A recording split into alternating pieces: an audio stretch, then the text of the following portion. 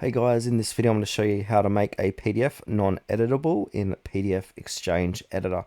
If you find this video helpful, please consider to like this video and subscribe to my channel. In saying that, let's just jump straight into the video. Okay, so what we basically need to do is open up that PDF inside of PDF XChange Editor. Then from here, we want to go ahead and click on the File tab.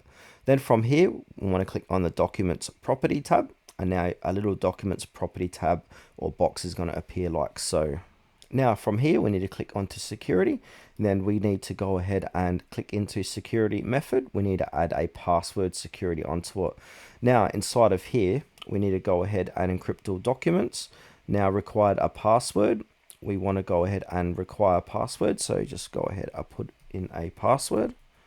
Let's put an easy one, and also click on restrict editing and printing. So if you want to go ahead and restrict editing, go ahead and change permission password and confirm, and then go ahead and click on OK, and that's going to make that PDF non-editable inside of PDF XChange Editor.